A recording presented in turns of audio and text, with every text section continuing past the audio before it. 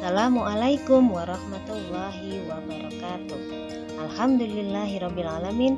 Kita bertemu kembali dalam pembelajaran tema 2 subtema 3, muatan pelajaran ilmu pengetahuan sosial. Pada pembelajaran kita kali ini, kita akan mempelajari tentang upaya mengembangkan kehidupan kebangsaan yang sejahtera.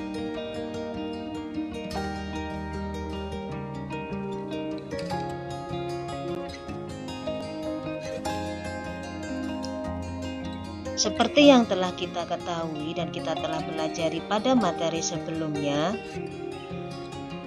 manfaat kemerdekaan bagi kesejahteraan bangsa Indonesia antara lain, setelah merdeka, seluruh rakyat Indonesia berhak mendapatkan pendidikan yang layak. Dan ada program pemerintah yang namanya pendidikan dasar. Pendidikan dasar itu selama 9 tahun, yaitu mulai SD 6 tahun plus SMP 3 tahun. Itu adalah termasuk pendidikan dasar. Pendidikan yang layak bagi semua golongan merupakan salah satu tujuan bangsa Indonesia. Adapun tujuan bangsa Indonesia terdapat pada pembukaan Undang-Undang Dasar 1945 alinea keempat.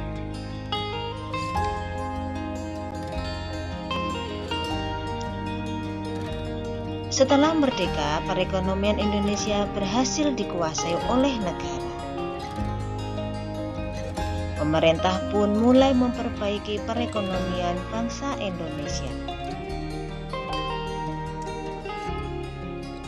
Rakyat Indonesia dibebaskan untuk melakukan kegiatan ekonomi untuk meningkatkan kesejahteraan hidupnya.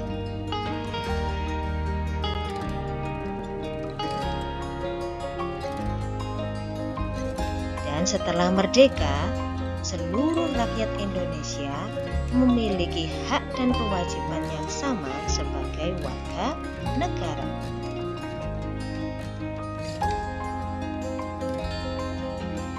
Setelah merdeka, pemerintah berkewajiban meningkatkan kesejahteraan rakyat.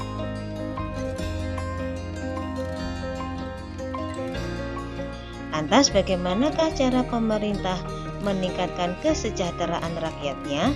Misalnya aja dengan membuka lapangan pekerjaan untuk mengurangi pengangguran dan mendukung program-program pemerintah.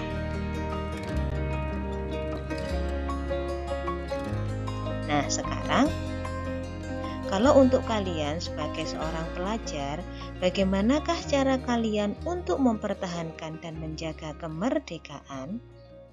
Karena kemerdekaan yang telah kita raih itu harus dipertahankan dan dijaga agar tidak kembali dijajah oleh negara lain. Sebagai seorang pelajar, cara kalian untuk mempertahankan kemerdekaan antara lain mendukung perkembangan produk-produk dalam negeri, ikut memajukan pendidikan, melestarikan budaya bangsa, mengenalkan budaya Indonesia kepada dunia internasional, belajar dengan giat, tekun, dan rajin. Berusahalah untuk terus meraih prestasi. Menggunakan produk-produk dalam negeri.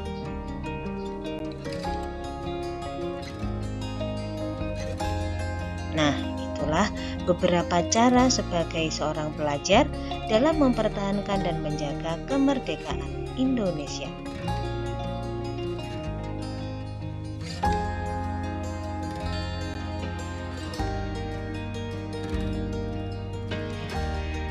Nah, dulu di awal kemerdekaan, ternyata keadaan ekonomi Indonesia sangatlah buruk. Nah, Penyebab-penyebab keadaan ekonomi Indonesia yang sangat buruk di awal kemerdekaan antara lain adanya inflasi yang tak terkendali. Sedangkan penyebab inflasi tersebut karena pada waktu itu setelah awal kemerdekaan di Indonesia ada 3 macam mata uang yang beredar, yaitu uang kertas peninggalan Belanda, uang kertas dan logam milik Hindia Belanda yang telah disiapkan oleh Jepang, dan uang kertas milik Jepang yang sudah memakai bahasa Indonesia. Jadi pada waktu itu mata uang Indonesia tidak beredar.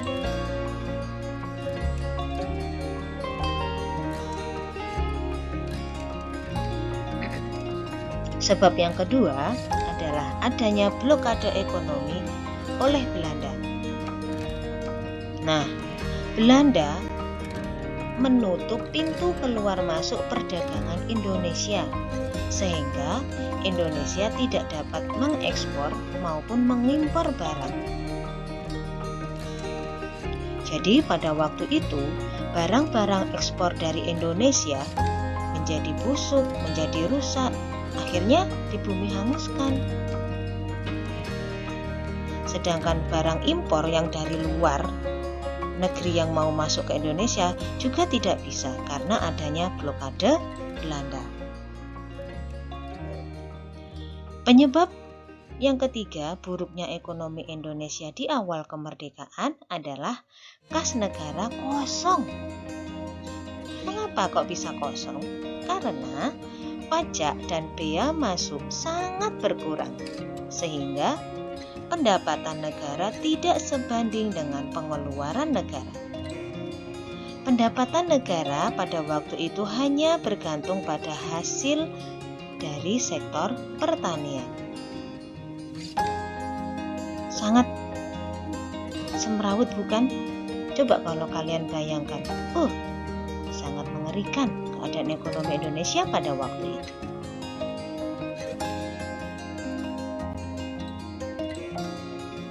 Nah, akan tetapi meskipun ekonomi Indonesia pada waktu itu sangat kacau, pemerintah terus berupaya untuk meningkatkan kesejahteraan rakyat di awal kemerdekaan. Nah, adapun cara-cara untuk meningkatkan kesejahteraan rakyat di awal kemerdekaan antara lain dengan cara 1. Adanya kebijakan uang Republik Indonesia yang disingkat ORI. Pada waktu itu tanggal 1 Oktober 1946 pemerintah mengeluarkan larangan menggunakan mata uang Nika atau mata uang Belanda dan sebagainya itu, lalu digantikan dengan penggunaan ORI atau uang Republik Indonesia sebagai alat pembayaran yang sah.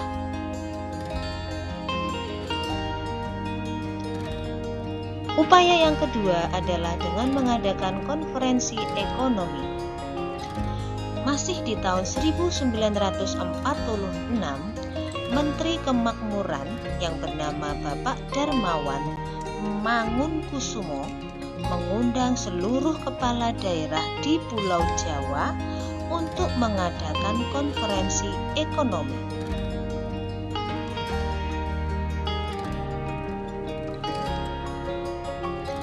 Upaya yang ketiga, mengadakan program pinjaman nasional.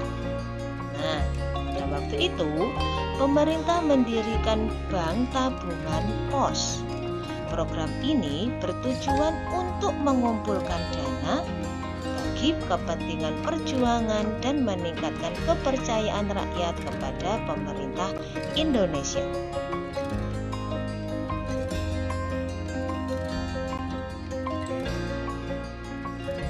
Nah, sekarang upaya meningkatkan kesejahteraan di awal kemerdekaan yang keempat adalah dengan adanya Badan Perancang Ekonomi atau Planning Board.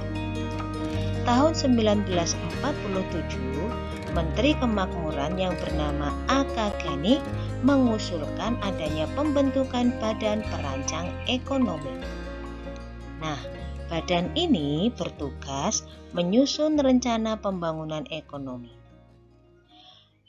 Program rencana ini meliputi menasionalkan bangunan umum, perkebunan, dan industri milik negara, serta menyita perusahaan milik Jepang sebagai ganti rugi terhadap Indonesia.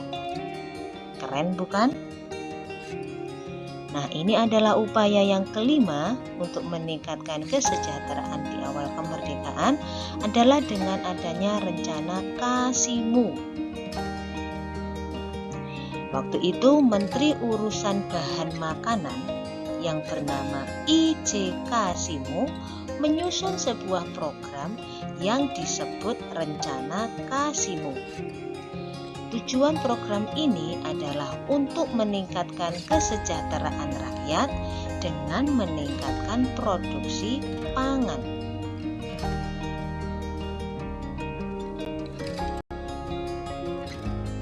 Nah, itu tadi anak-anakku materi pembelajaran kita kali ini. Semoga bermanfaat dan wassalamualaikum warahmatullahi wabarakatuh.